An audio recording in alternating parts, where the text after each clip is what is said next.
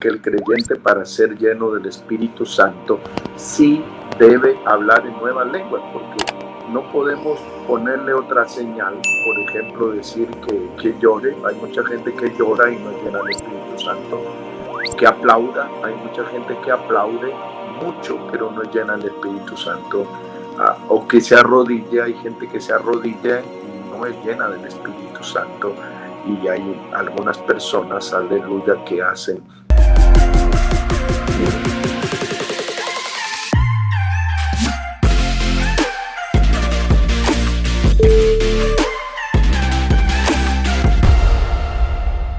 solo es en hablar en lenguas, es la forma de saber que fue lleno del Espíritu Santo, o hay otra manera de persuadirlo. Mi querido ministro, lo han hecho aquí directamente en el banner y así queremos que nos hagan preguntas para que el ministro pueda responderla. Lo escuchamos, ministro.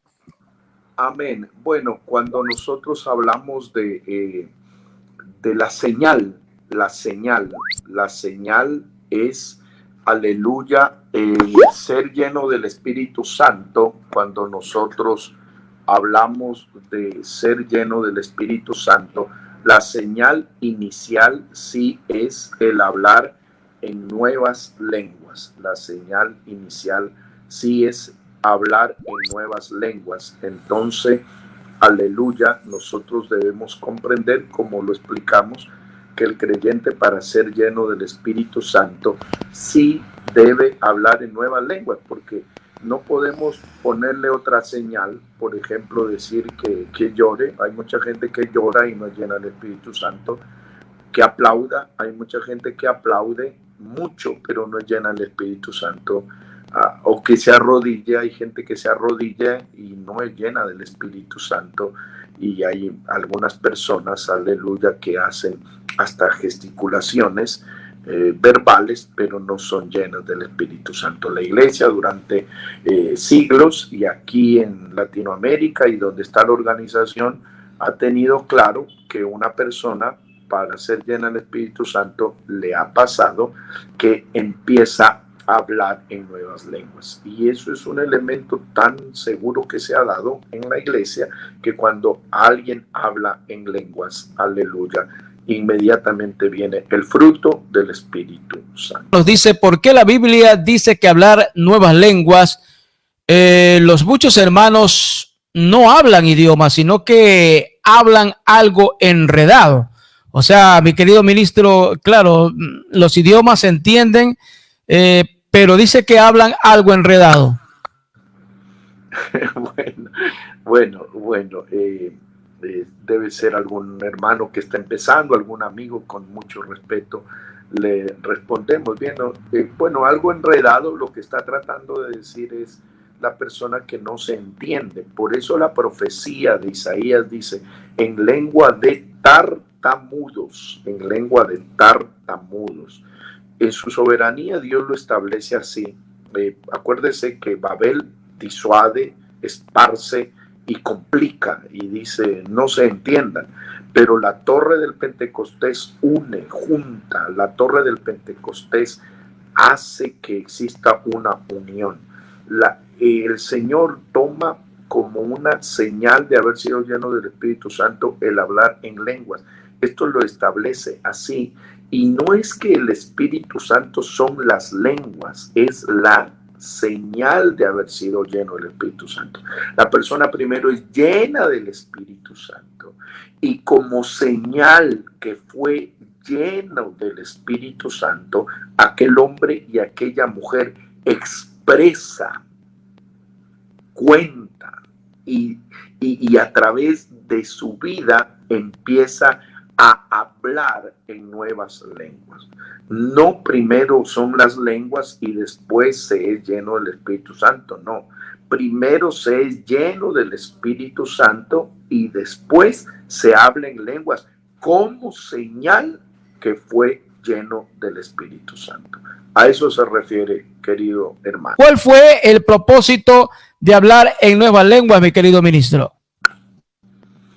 Bueno, el propósito de Hechos 2 fue expandir el evangelio para todos las naciones donde estaba el pueblo judío inicialmente. Acuérdese que, como leímos la escritura, que estaban varones de todas las naciones bajo la tierra, que ellos se quedaron atónitos y maravillados porque les oímos hablar cada uno en el idioma en el que hemos nacido. Entonces, las lenguas era para que ellos se maravillen. Por eso dicen, no son todos galileos estos que están hablando como nosotros. No son todos galileos. Entonces fue para causar asombro, maravilla, para que se queden atónitos y digan, mire, esta gente galilea, gente campesina, gente gentil, que no es estimada, está hablando las maravillas de Dios en nuestro propio idioma. Eso fue allí. Una vez que ya se dio allí, les repito a todos mis queridos hermanos, en Hechos capítulo 10, en la casa de Cornelio, los gentiles, aleluya, fueron llenos del Espíritu Santo, y los judíos dice que se quedaron espantados que sobre alguien que no era judío se derrame el Espíritu Santo. Pero allí dele énfasis a Hechos 10, 43 al 48, cuando dice, porque los oían que hablaban en lenguas y magnificaban a Dios.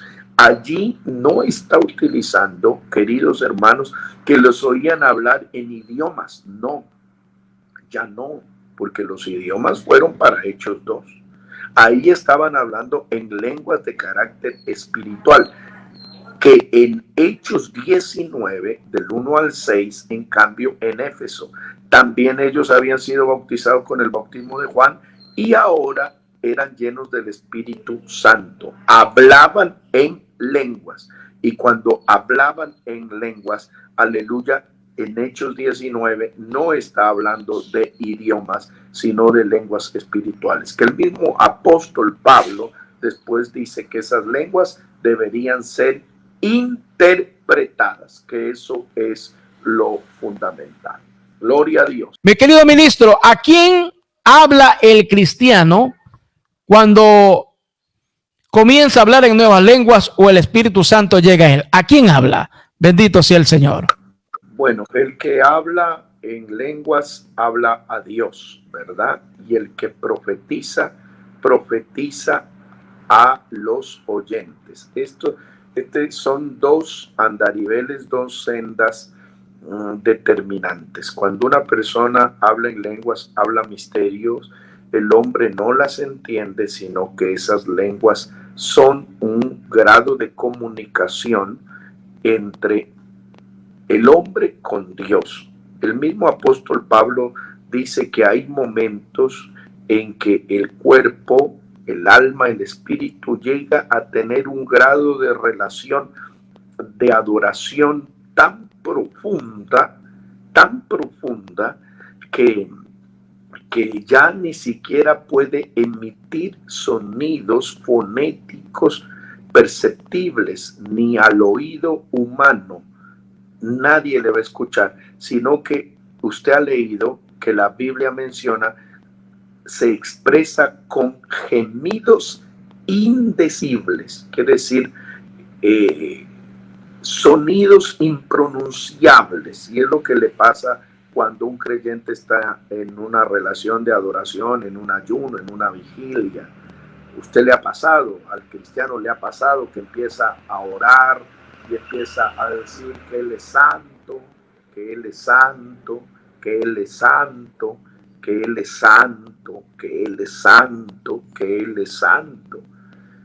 Y usted empieza a pensar en toda la santidad, toda la gloria, todo el poder, y dice santo, santo, santo. Y hay un momento en que ya se queda callado. Les decía en una congregación, pero esto se da no en el ayuno de un día, sino que eso ya pasa en el ayuno de 2 días, de 3 días, cuando usted ya se queda callado y empieza en un momento a expresarse delante de Dios, no con sus palabras, sino con gemidos indecibles. Esos gemidos indecibles son los que Dios los conoce todo, el Señor lo conoce todo. Pero ¿qué es lo que está diciendo el Señor? Si alguien habla en lenguas, tampoco, como lo dije hace un momento, vamos a sobredimensionar el tema de las lenguas ni a minimizar, sino que démosle el valor que dice la Biblia. La Biblia dice, si tú hablas en lenguas, pide a Dios en oración poder interpretarla. Y si no hay intérprete en la congregación, mejor hagan silencio. Y el apóstol Pablo dice, porque yo hablo en lenguas más que todos vosotros. Él hablaba en lenguas, tenía la práctica en las lenguas, pero en la iglesia yo prefiero hablar, aleluya, 5 palabras que me entiendan que 10,000 que no me entiendan. ¿Sabe por qué? Porque está dándole el valor ¿a qué? A la expresión del oyente. El que habla en lengua se edifica y glorifica y exalta para Dios y recibe beneficios. Pero ya el que quiere beneficiar al resto tiene que pedir en oración poder interpretarla. Ese es un punto determinante, querido hermano. Mi querido ministro, mire, aquí hay una pregunta que nos escribe nuestra hermana Graciela Castañeda. El hablar en otro idioma solo Dios los entiende porque, claro, Él es el dueño de los idiomas. Bendito sea el Señor. Pero aquí nos escribe nuestra hermana, el diablo no sabe lo que estamos orando. ¿Esto es verdad, mi querido hermano? Buena la pregunta. De pronto le han dicho eso a la hermana. Bien, vamos primeramente a interpretar que el tema de la comunicación con Dios es la oración en reverencia, ¿verdad? Es un acto privativo entre el hombre con el Dios eterno que tenemos. Las lenguas del Pentecostés, idiomas para que la gente entienda. Las lenguas en la casa de Cornelio, lenguas espirituales para que los judíos entiendan que la iglesia también es gentil. Y las lenguas de Pablo, de Éfeso, allá con el apóstol Pablo, para que entiendan que el bautismo de Juan cumplió su propósito y que debían integrarse al proceso salvífico total. Todas estas son expresiones. Los idiomas son para nosotros los humanos, los terrenales. El Señor no necesita idiomas porque Él lo conoce todo. Así usted no abra la boca, Él ya sabe lo que piensa. Y le doy la cita, antes que la palabra salga de nuestra boca, he aquí, Él ya la conoce toda. Así usted no abra la boca, el Señor ya conoce todas las cosas. Más pienso que esa es una figura ilustrativa que utilizan ciertos predicadores a veces cuando usted está hablando en lenguas, el Señor dice en ellos, utiliza esa manera para que el diablo no entienda, Lo más lo llamaría como una figura ilustrativa, un tanto apropiándose de esa relación íntima, pero realmente cuando alguien está lleno del Espíritu Santo, cuando alguien está lleno del poder de Dios, ahí el diablo ni se mete. Él no para los oídos para ver qué usted está diciendo. No. El enemigo sabe que usted es templo del Espíritu Santo y donde está el poder del Espíritu Santo no hay espacio para el enemigo. Una persona llena del poder del Espíritu Santo, no hay espacio para el enemigo. Ni el enemigo se va a querer acercar a alguien lleno del Espíritu Santo porque recibe tormento. Acuérdese en Gádara, ¿qué dijeron los demonios? ¿Por qué has venido acá para atormentarnos? Entonces el enemigo, si ve a alguien lleno del Espíritu Santo, ni se mete con él y dice, no, recibir tormento, ¿para qué voy a ir a atormentarme? Más bien me voy al hermano que está tibio, que no ora, que está un poco quedado. A ese sí lo perturbo, pero a alguien lleno del Espíritu Santo, hermano Fulton, el enemigo le huye. ¿Por qué? Porque es templo del Espíritu Santo. Entonces, pienso que la pregunta o el análisis va más por un tanto pictográfico como para demostrar esa relación íntima que tenemos.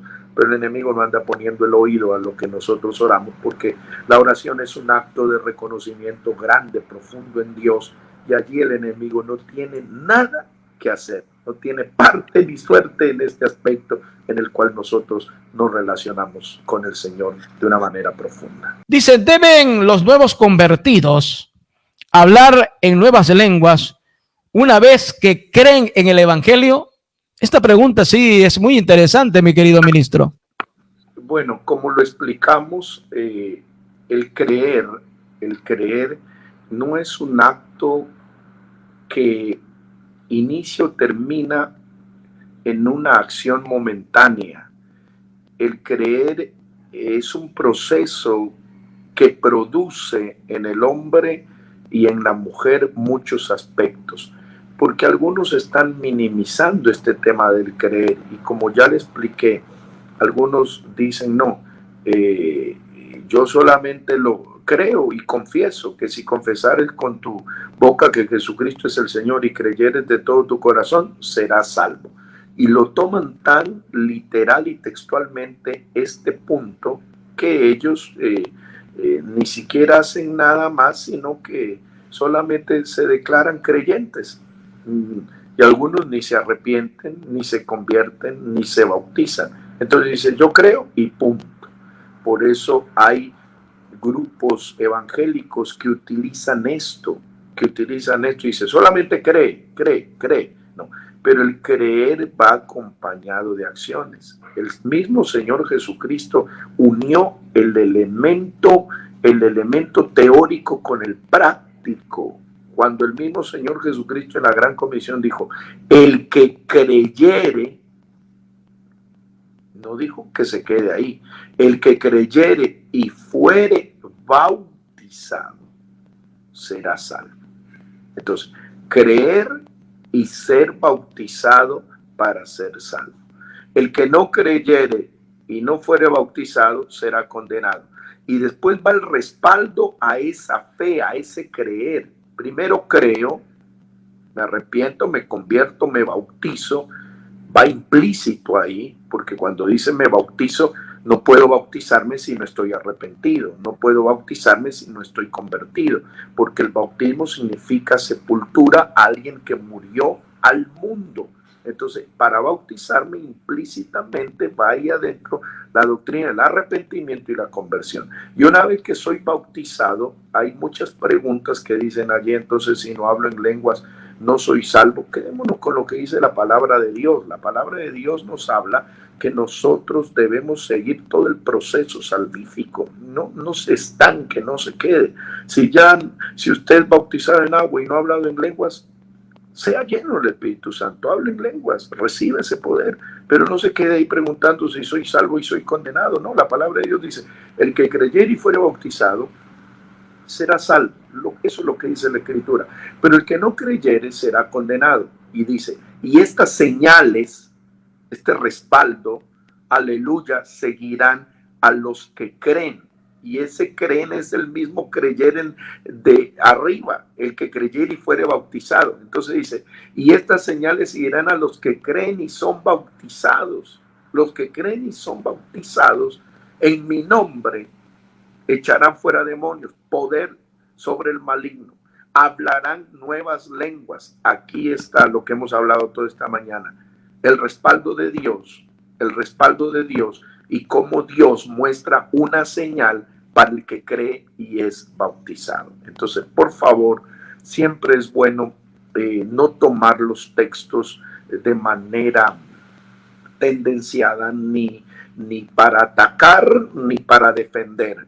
Nosotros no podemos atacar ni defender con la palabra, sino explicar la palabra. La palabra es una espada que se maneja por sí sola porque tiene poder, porque es inspirada en el Señor. Eso realmente es lo que nos ayuda a salir adelante, hermano Fulvio. Mi querido hermano, ¿son las lenguas idiomas reales? Bendito sea el Señor. Bueno, aquí nos escriben y usted sabe de que este programa lo ven mucha gente inconversa. El 60% de los oyentes, de los que nos ven, son inconversos. Por eso le preguntan, ¿son lenguas idiomas reales, mi querido ministro?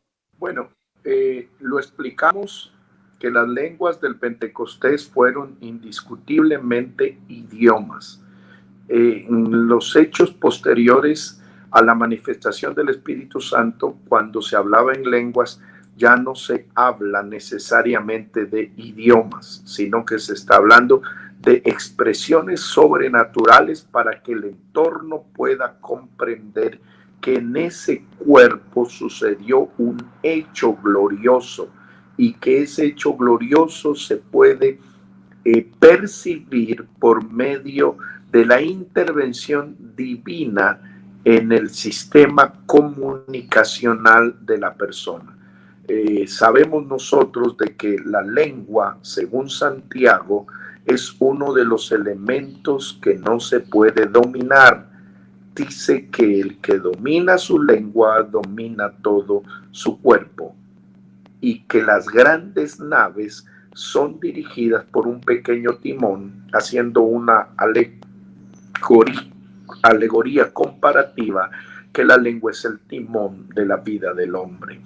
Entonces, ¿qué es lo que hace el Señor? Toma control del timón de la vida del hombre y le dice, yo tengo control. Como que le dice, si tengo dominio sobre tu lengua, estoy controlando, bendiciendo y llenando todo tu corazón. Entonces, las lenguas al inicio, idiomas, después son ¿qué cosa? Son expresiones divinas del eterno Dios, mostrándole lo sobrenatural en la vida de una persona. Por eso está asociado que si las lenguas no tienen interpretación, se pida a Dios poder interpretarlas, mi querido hermano Fulton. ¿De dónde y cuándo se empezó en hablar en nuevas lenguas, mi querido ministro? Bueno, las lenguas se iniciaron para la iglesia en esta dispensación de la gracia en el día del Pentecostés, en la casa de 2 pisos que presumiblemente era de la madre de Juan Marcos, a la salida oriental de la ciudad de Jerusalén, donde se pensó que estuvieron los discípulos celebrando anteriormente la cena, la Pascua, y allí es que el Señor les dijo, no se vayan de Jerusalén hasta que sean investidos con el poder de lo alto. Y una vez que ellos estuvieron allí en esa casa, sentados, reunidos, acuérdense que había temor por la situación de que vivieron con la muerte del Señor Jesús.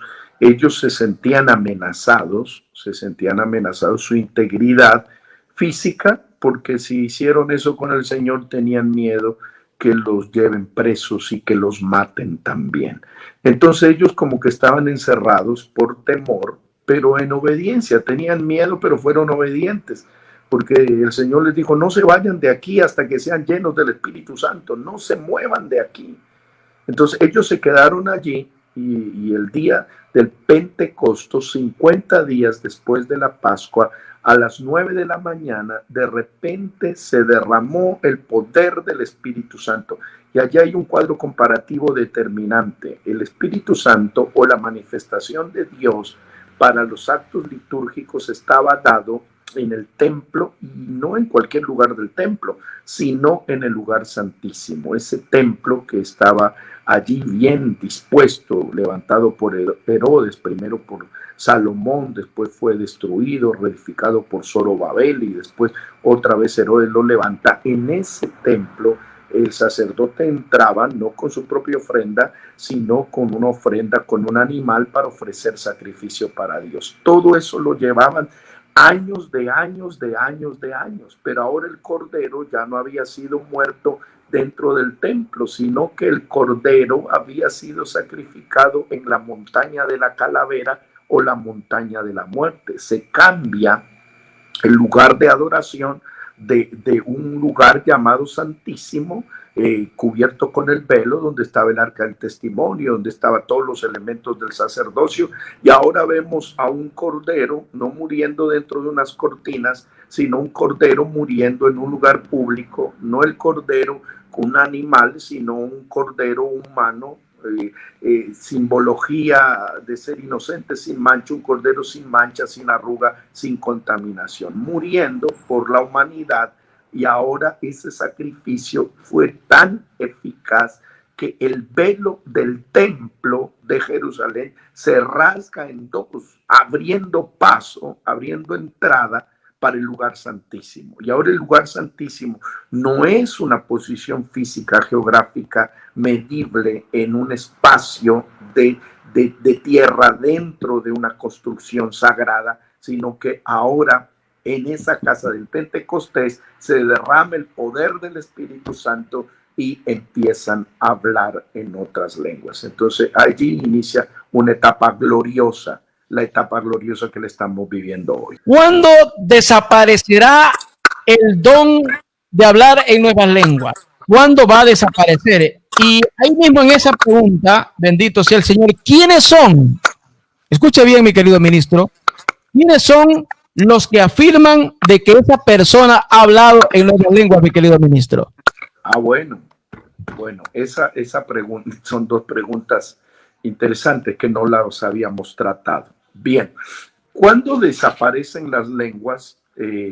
La palabra de Dios está hablando o habla acerca de eso, aleluya, aquí en la Santa Biblia nos declara, aleluya, Primera de Corintios capítulo 13, aleluya, y dice 8, el amor, 1 Corintios 13, 8, el amor nunca deja de ser, pero las profecías se acabarán y cesarán las lenguas, está en la Biblia, y la ciencia acabará, porque en parte conocemos y en parte profetizamos. Mas cuando venga lo perfecto, entonces lo que es en parte se acabará. Cuando yo era niño, hablaba como niño, pensaba como niño, juzgaba como niño. Cuando ya fui hombre, dejé de ser lo que era de niño. Ahora vemos por espejo, oscuramente, mas entonces veremos cara a cara. Ahora conozco en parte, pero entonces conoceré como fui conocido.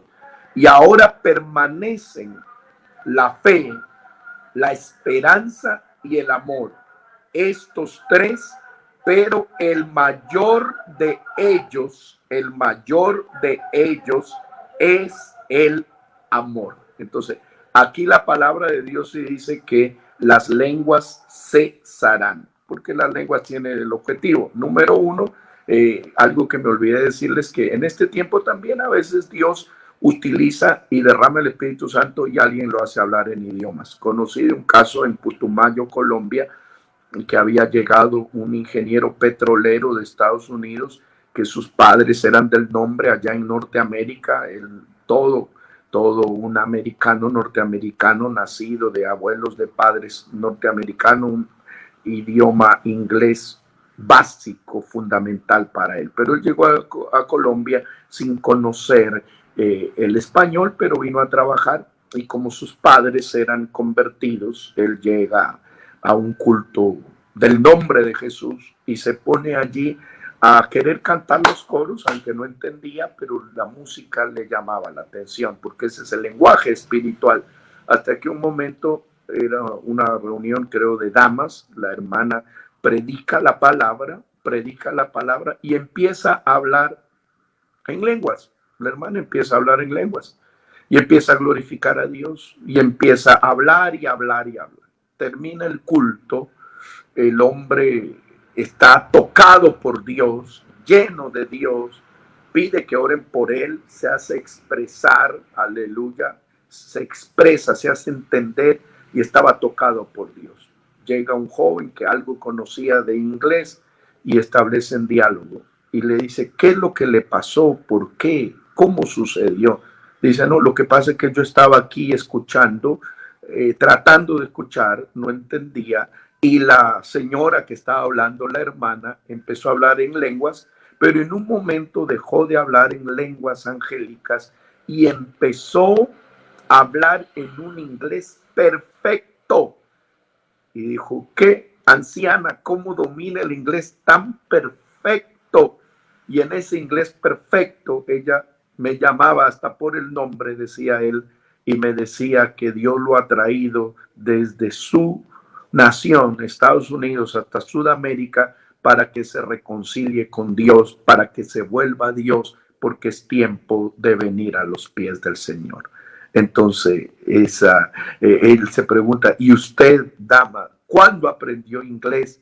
¿Cuándo estuvo por allá? ¿Quién le enseñó a hablar tan perfecto? Y la anciana campesina no entendía nada y ni debía entenderlo, porque eso era un milagro de Dios. Entonces, en este tiempo, el Señor también puede tomar la vida de una persona y usted puede empezar a hablar en lenguas. Yo recuerdo que la visión que por la gracia y la misericordia del Señor nos dio para salir a la obra misionera, uno tiene cultura general y no es que anda pegando el oído, sino que por cultura general, cuando Él me llamó a la obra misionera, se manifestó Dios de una manera tan grande y a través de mi boca Él empezó a hablar en algunos idiomas, pero perfecto, que yo decía, es impresionante como el Señor. Y en algunos idiomas pudimos hablar, cosa que por favor, no es que ya uno lleno del poder de Dios ya aprende inglés, alemán, francés, portugués, no, sino que uno percibe que Dios sí puede hacer esos elementos gloriosos. Entonces, ese es un punto que tenía que explicarles, que tenía que decirles, que también sí, Dios en este tiempo puede tomar a cualquier persona y le hace hablar en el idioma que sea. Hay un pastor que me decía que en una ocasión le estaba predicando en una comunidad quichua indígena del Ecuador y él no conocía el idioma quichua, intentaba, pero dice que estaba predicando y se puso a hablar en nuevas lenguas y empezó a predicar en un quichua fluido, que eso produjo conversión de una persona y era un propósito, no que lo aprendió, sino que Dios toma, aleluya, esa bendición gloriosa. Eso es lo que puedo explicarle a mi querido hermano Fulton.